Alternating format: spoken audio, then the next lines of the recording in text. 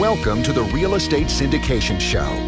Whether you are a seasoned investor or building a new real estate business, this is the show for you. Whitney Sewell talks to top experts in the business. Our goal is to help you master real estate syndication. And now your host, Whitney Sewell.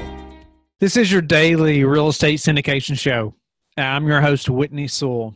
And today I'm going to share a presentation with you that I gave at a conference recently and had some really good feedback. So I thought that it would be worth sharing with you, the listener, and thought you could gain some value from it as well. And the title of this presentation was Scaling Your Business Through Branding. And we were asked to present at this conference because of the way we've gained the following and the presence online, just through branding, and gained a following of investors, along with just people that are learning from us very quickly. And that was their interest, and just how we've scaled, how we've branded, and, sharing with others in that group, just some techniques and things that we've done to make that happen. And so I know if you are listening, you are also interested in branding, most likely, unless you're one of our investors or somebody else's passive investor, you may not be concerned about branding. However, I guarantee there'll still be some things in the show that you will gain that's valuable to you, and specifically things about myself and how we've branded and gotten where we're at now. So I hope this is valuable content to you, and we'd love your feedback. You can email info@LifeBridge Capital. If you have feedback, we would love to hear it. If you have ideas for ways that we could improve the show, I encourage you to email us at info@lifebridgecapital.com. We would love to have your feedback. Or if there's potential guests that you would love to hear me interview on the show, I would love to know who they are, or send me an introduction. Introduce us, and so that way we can get them on the show.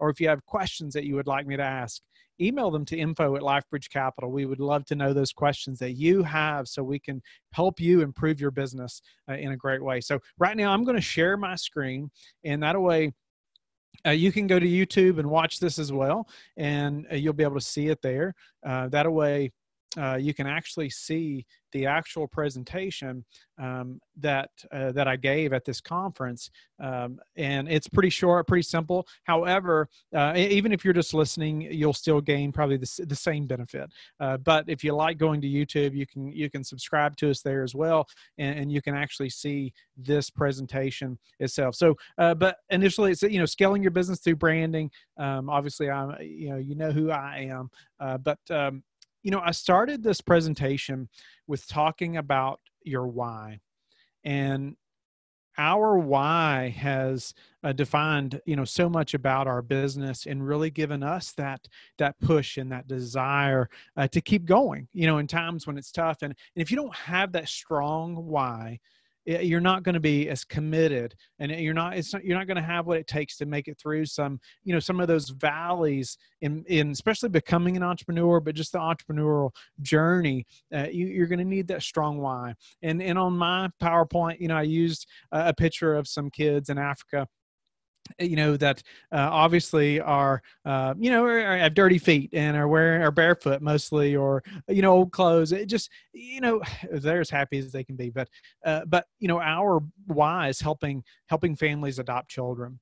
And so if you've been listening to the show, that our why is helping fund adoptions, helping other families to be able to adopt. We've been through the process 3 times, and it's horrible. I mean, it's a horrible process, but I tell everybody it's so worthwhile. It's so worthwhile. But the cost of an adoption process could be $40,000 to $60,000. Most people have no idea. I ask everybody in this room when I was speaking, how many know the cost to adopt a child?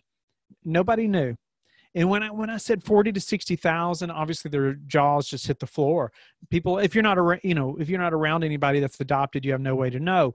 And so it's such a shame. It's a horrible business that's been created, this adoption process. However, it's still well worth it, and it's not the children's fault. So we're very passionate about helping other families. And I want to say, if you have considered adopting and you would like some direction, you would like to ask questions about that, my wife and I would love to schedule a time to talk to you and your spouse and answer any questions from our experience. We are happy to do that. But one big thing I'd like to share about our why, and a couple ways that I didn't expect it to be so helpful, is that, my better half, my wife, is not into real estate. That's not her passion. That's not something she's working hard at. I mean, she is working much harder than me, I like to say. No doubt about it. I mean, she is working so hard every day, caring for our family and our kids and myself. And, so real estate's not her passion. However, this why is part of her passion. And so therefore she is wholeheartedly behind me and behind this business, and a lot because of our why and because of our mission. And so, think about the bigger picture there. And I want to tell you another way that our why has helped us and can help you in a way that I did not expect happening. So, starting this business, a big thing you have to do is talk to people, right? You have to learn to talk to potential investors. You have to learn how to carry on those conversations and be a good listener. And you got to be able to stand out in some way. And one way that we have done that, that I did that, is through our why. And so talking about our why, and like I said, I did not plan it this way, but talking about something other than business, other than, our next multifamily deal, or, just a business in general. If you're at a conference and people are talking to the speakers, everybody's talking to everyone about their next deal or their business or their company or different things like that. But, when I started realizing when I could talk to people about our why, they could immediately hear the passion in my voice. They could hear it. And they could tell that I was passionate about helping families adopt, and that we had adopted, and that we had been through that. And that's something that it just means a lot to us. They remembered that. And when I would go to call them, following up with them after a conference, guess what? They would remember me. And, if you're talking to somebody just about multifamily, and this person has talked to 50 people, in just a couple days over a conference, they're probably not going to remember you. But, it allows me to share a personal side, that they get to look into a little bit, and then ask questions as well. And so it's a game changer. I encourage you to think about your why, your mission behind what you're doing, and bring that out while you are talking to potential investors or at a conference. It's going to change things for you, just mentally, internally, personally, but also for your family, and also for investors that you're speaking with, or potential investors. So think about your why and really hone down on that. So next, we talked about the commitment level it takes to get through this business, or just to get started in the syndication business. It takes such a high level of commitment. Most people who are ultra successful in the syndication business, they had to make big sacrifices, including myself. And we'll do shows about that as well, to explain more about how I got started personally, and just the sacrifices that my family ultimately made. But there has to be a large level commitment. On the screen shows some Navy SEALs, most likely, but some Navy SEALs jumping out, parachuting out of the back of an airplane. You see these guys jumping, they're falling, and they have their, I don't know what you call them, things on their feet to make them swim better. But, these guys are jumping from an airplane into a large body of water. This guy is leaping out of the back of this plane. He is so committed to this mission. Okay. They're given a mission, and they can't hesitate. When it is time to jump out of that perfectly good airplane with a parachute on their back, free falling down to this large body of water, they have to be so committed. And in that moment, if they are not committed, it could cost other people their lives. So I want you to think about that in your business. Do you have that level of commitment? do you have that level of commitment, like this guy jumping out of the back of this airplane? Because that's what it's taken for me. It has taken that level of commitment to get started in the syndication business and ultimately be successful in making this business happen. So, I just cannot stress enough from my military experience, spending a year in Iraq, if I wasn't committed to the mission, it could potentially cost other soldiers their lives. Okay. And myself, obviously. So are you committed to the business? If you're not, it's just not going to work. And that's a decision that you have to make. And the quicker you make that, the quicker it's going to happen for you.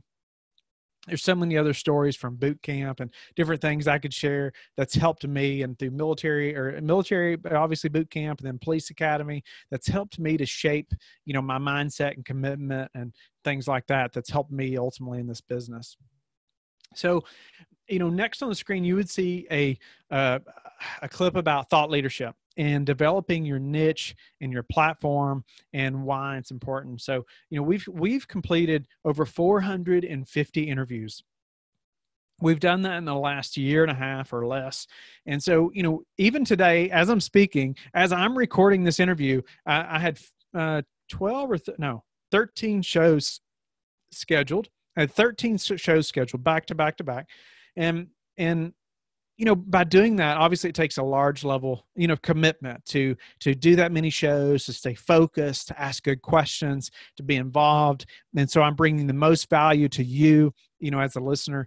And so, through having a thought leadership platform, it has helped me to brand quickly. Okay. And to help people to know who I am, to get to know me, through speaking on a mic. Obviously, more than a dozen times today, I'll record interviews and meet, obviously, lots of people in the industry.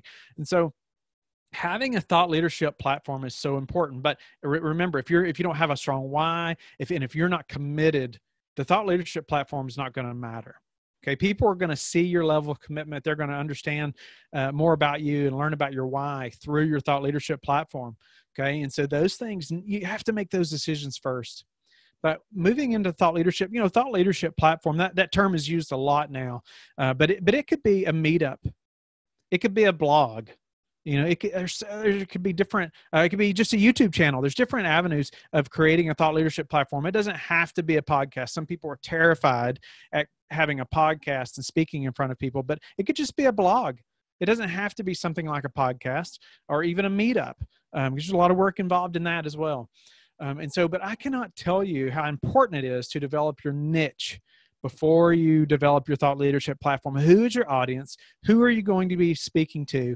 And really narrow that down. It's so important. People say, well, wait a minute, Whitney, I don't want to narrow it down too much, because then, I'm not going to be able to have a large enough audience. Well, guess what? You don't want, you want a large audience, yes. However, 2,000 true followers are so much more valuable than having 10,000 followers that don't even know who you are. Okay, those downloads may look nice. It may be great to say you got however many downloads a month, 100,000 downloads a month. But if 100 of those people are the only ones that really know who you are or really following you, it doesn't matter. You want those 2,000 or the few thousand people are ultimately, and that's going to grow, but they're going to know you and they're going to follow you. They're going to watch everything you're doing. They're going to listen to every podcast episode. They're going to buy your book as soon as you put it out. They're going to be at your event, all these things because they know and trust and like you. Right. And ultimately those are going to, could be your investors as well. You're a syndicator, you're getting into this business, you're growing your brand. Those are going to be the people that ultimately end up investing with you. And so I get calls every week about developing a podcast or questions of people wanting to start a podcast.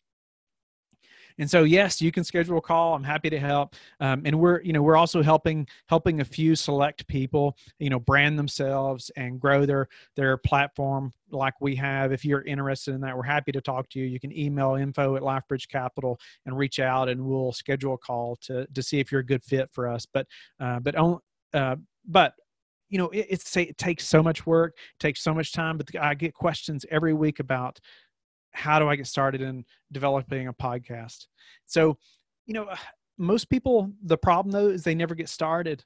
And there's so many things to get started. There's something about your equipment, and maybe we'll do some shows about that specifically, later on. But ultimately, if you never get started, you're never going to improve. So you have to get started so you can improve. You want to get started and you want to do it the best you can from the beginning. But I can tell you my first 20 shows, they weren't near as good as they are now. And I still have a long ways to go, even though I've done hundreds and hundreds of interviews now. But I had to get started before I got to the 20th episode. I had to get started. I had to get that the first one done. And then I was a little more comfortable. And then after 50, guess what? I'm a lot more comfortable than I was during the first 5 or 20. And then after 100, and now after 400, and almost 500, I'm so much more comfortable now. The questions come easier. I can think better through the shows. I can ask better questions. It just flows better. But it took practice, and I had to get started. So when I was first getting started, I had a mentor, which I cannot recommend enough, having a mentor. And so, I was so worried about my sound quality. I've got 2 young boys, and at the time they were probably 4 and 5 when I started the podcast, and they loved training their stick horses up and down the hallway. They would run up and down the hallway, dum-da-dum-da-dum-da-dum. I mean, just as hard as they could go. And guess what? My mic would pick every bit of that up. I was so worried about that sound quality. I told my mentor, I said, I'm thinking about having to rent or get a hotel room, whatever days I'm recording, so I can go there, and so the sound quality is better. And this was through email, and he wrote back, and this is all he said in his email. He said, Whitney, I recorded an interview with Robert Kiyosaki while sitting in my Toyota Camry. And that's all he said. And that's all it took. I needed to hear that. Okay. I needed to hear that. Let's get it started. Let's stop making excuses. Let's stop procrastinating. Let's get it started. It's going to improve. And it did. It has. And it's still improving. So I'm going to have to move on before I run out of time. But so, yeah, and the next slide just says, don't overcomplicate it. And that's it. Don't overcomplicate it. There are some ways to make it, better, and to educate yourself, and understanding some techniques that I've learned the hard way, to help you. But ultimately, you got to get started. And if you sit back, before you know it, 3 months have gone by, 6 months have gone by, and you haven't done anything, you haven't gotten started, your thought leadership platform, it's still just sitting back there, mounding up dust. So lay it out, get it started, and it's going to improve. So it's all about the team. When we started, knowing that I was going to do a daily show, I had to build a team. I knew from the beginning that I could not produce a daily show by myself. And it was really a blessing that we built the team. And so what happened was, I call, just like these people that are calling me now every week, numerous calls. How do I start a podcast? How do I brand myself? How have you done this? And so, but I was doing the same thing. When I was getting the podcast started and branding, I was calling other people who already had podcasts and had been doing this a long time. And I would say, tell me about, what's the hardest part? What's the hardest part for you keeping this podcast going? And every one of them would say, it is so much work. It is so much work every week. I'm struggling to get the show notes done, or I'm struggling to get the next guest scheduled, and on and on and on about how much work it was. And there was a problem there. And the big difference here is that they were doing a weekly show. They were doing a weekly show. So at this point, I'm thinking, wait a minute.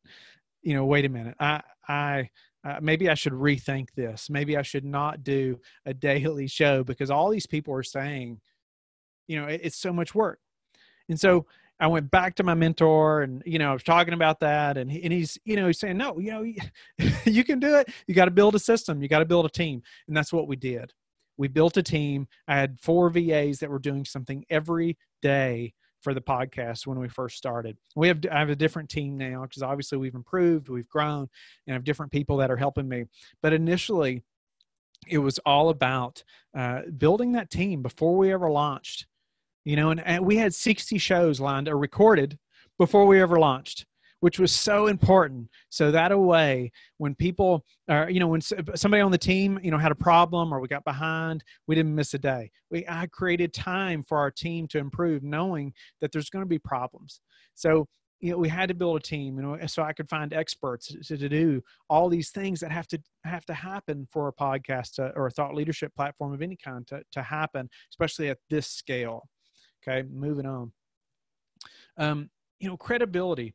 The thought leadership platform has created so much credibility. Ultimately, it's just helped me to be more known. You're listening now, know me because of the podcast, most likely. It's opened so many doors because now I have increased my network, by 450 to 500 people that ultimately I wouldn't have had, and really more than that, because it has opened doors to meet people at masterminds, to get into masterminds and other groups of extremely qualified investors and people who are way ahead of me in this space. But now, I have all these people that I can reach out to. I'm providing value to them, by allowing them to be on my show and them to speak to you to get to know them. But then also, when I have a question, now I have hundreds of people that I can reach out to and ask questions of, or get to know them better, or even potential partners, through the show. So I cannot tell you how many doors the podcast has opened. People say all the time, was it worth it? Or has it been worth it? Especially to do a daily show. They want to know, has it been worth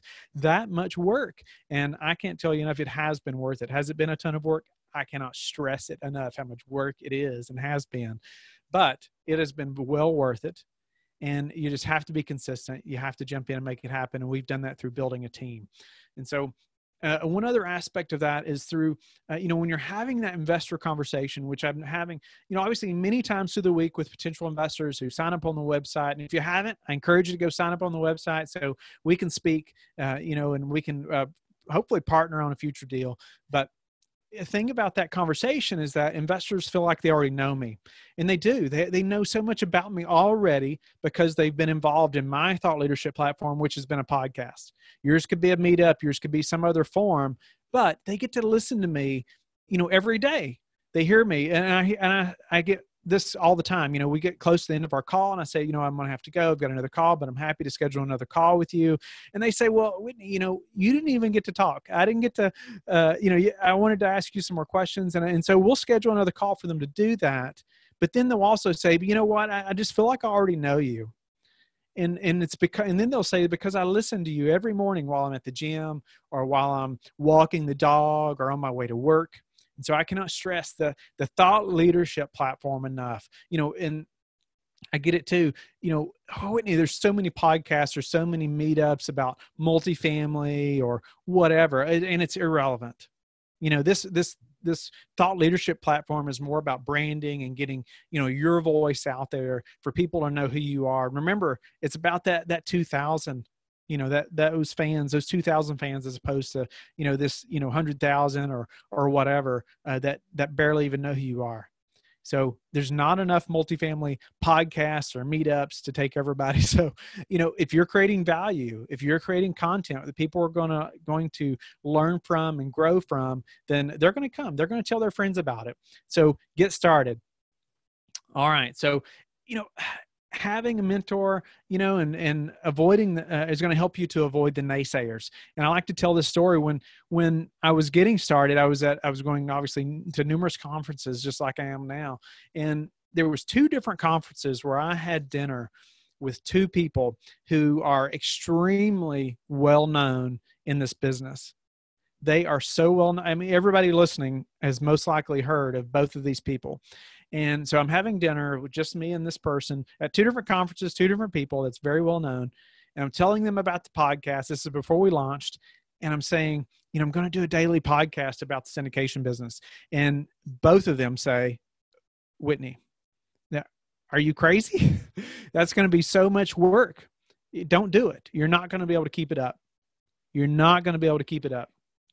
And so, most of the time I would have listened to what they said and I would have said, no, I'm going to do it. But given who these people were, their names in the industry, their experience, their track record, it really made me question doing a daily show. Okay. And rightfully so. It has been a ton of work, but So I was talking to my mentor and I'm sharing that story with him and who these people are. And he just quickly says, Whitney, that's exactly why you have to do it, because nobody else is going to do it. And so that gave me that other really kick in the pants to get my mind back in gear and motivated to say, no, I can do it. I'll figure out a way to make it happen, which we did. And, now looking back, obviously, we're rolling, the podcast Thought Leadership is rolling now. It's kind of its own machine, but it's because we've implemented quality team members. And so, but having that mentor was so important. So I encourage you to have a mentor. I encourage you to find somebody that can help you, whether it's specifically on thought leadership, specifically in the syndication business. Either way, it's going to put you so much further ahead. So instead of procrastinating for 6 months and then brushing the dust off and pulling the thought leadership back out and saying, I needed to get this done, you could talk to that mentor right then and then just give you another kick in the pants or, some more motivation, just push you along. So valuable. You're going to get there faster if you have a mentor, no doubt about it. So I just like to say, no excuses.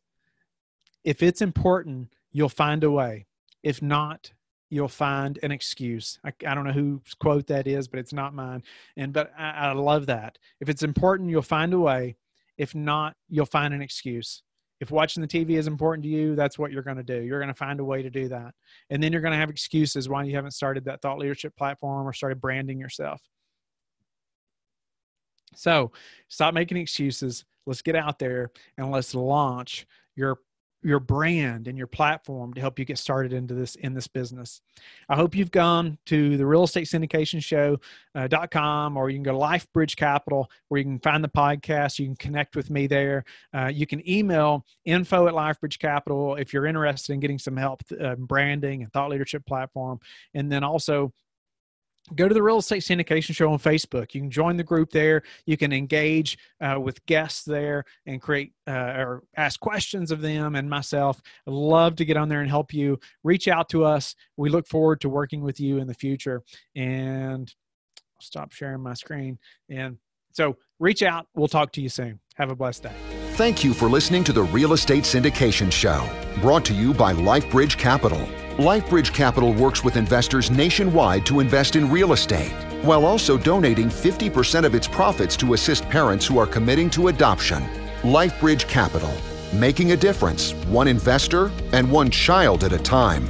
Connect online at www.lifebridgecapital.com for free material and videos to further your success.